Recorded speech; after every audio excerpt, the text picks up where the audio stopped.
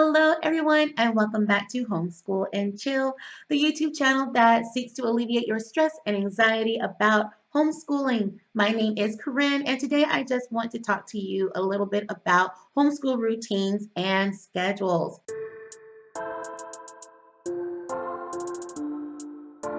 For those of you who may be interested in homeschooling permanently after this pandemic is over, you may be a little bit intimidated because if you have children at home right now and you're having to keep in touch with a classroom teacher and keep up with those assignments and have your multiple children have access to the internet and meet for so long with their teachers and other classmates, you might be a little bit overwhelmed and think there's no way that I could do this for the duration of my child's education.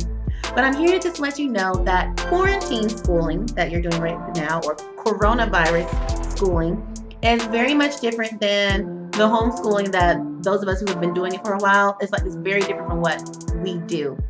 This whole crisis, this pandemic has changed things for everyone, and homeschooling is not really being accurately represented.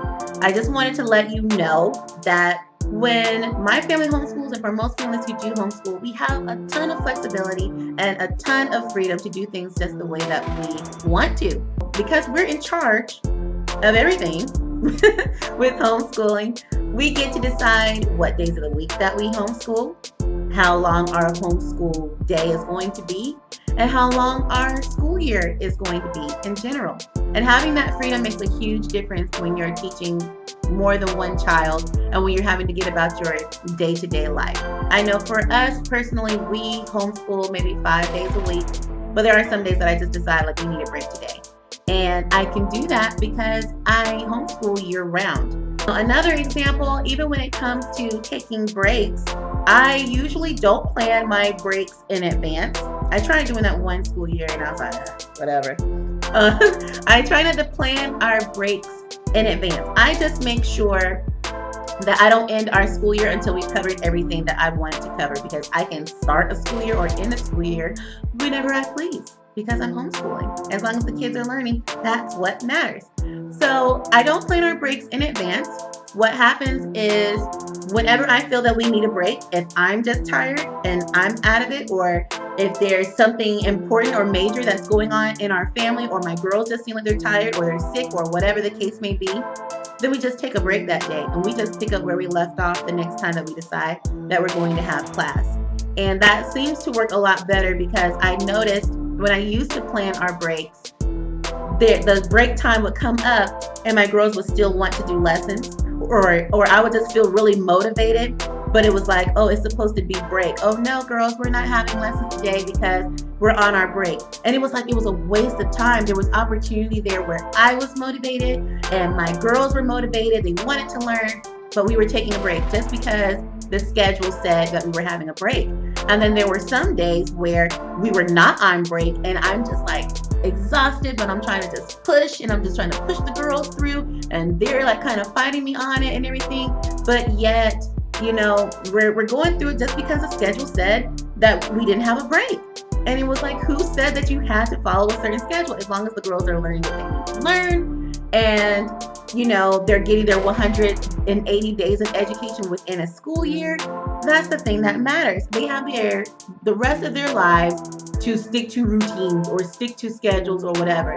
And I mean, if you're trying to become an entrepreneur one day where you are your own boss, I mean, you do need to learn to just manage yourself, to know when you need to take a break and when you need to use your burst of energy to be productive. And so that's another part of homeschooling too, where rather than children kind of being trained to work for someone else and according to someone else's schedule, they do kind of learn to manage themselves more responsibly and learn what it's like to work for themselves one day. Most states say that children have to meet for school for 180 days. That's public school, and that's what's usually mandated or suggested for homeschooling also.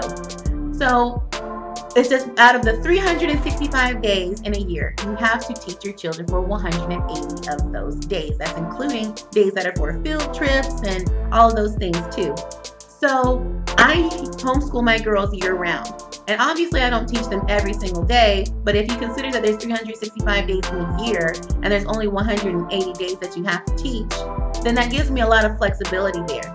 So there are some parents, when they homeschool, they don't even homeschool for 5 days out of the week. They might choose to do only 4 days or maybe even 3 days, depending on what their family needs are. There are some people who homeschool for, 1 or 2 weeks straight, and then they take 1 or 2 weeks off, back and forth. It really just depends on what works for you and what gives you the most flexibility, the most relaxation, that makes it less stressful. So I did want to just caution you, like if you're homeschooling right now and you see that for 5 days out of the week, all of your children are fighting for the computer and internet access to do all these assignments and, do all their Zoom meetings and all this kind of stuff, it's not the same. It's definitely not the same. This is basically public school at home. I know that the word homeschool has kind of been used, I guess pretty frequently with what's going on, but it is very different. It's very different doing public school at home and meeting the different standards and having to meet the goals and objectives and different things that are set forth by a public school, and this teacher is trying to get everything done that she's supposed to get done.